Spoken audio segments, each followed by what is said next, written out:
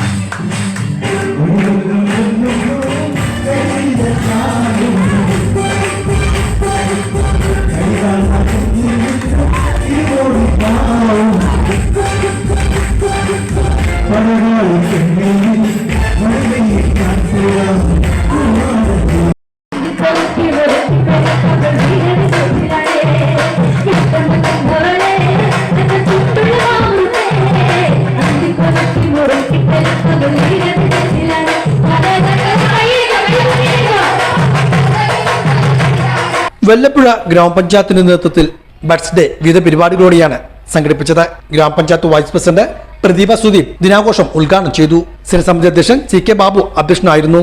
Seminar, കുട്ടികളുടെ ഗൃഹസന്ദർശനം, വിവിധ കലാപരിപാടികൾ എന്നിവയും ദിനാഘോഷത്തിന്റെ ഭാഗമായി നടന്നു.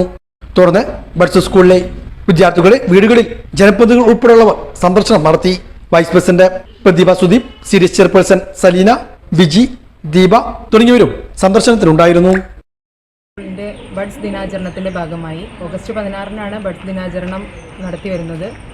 എന്നാൽ ഇന്ന് അതിൻ്റെ തലേദിവസമായ ഓഗസ്റ്റ് 15-ന് നമ്മൾ ബഡ്സ് സ്കൂളിൽ വരാൻ സാധിക്കാത്ത കുട്ടികളുണ്ട്.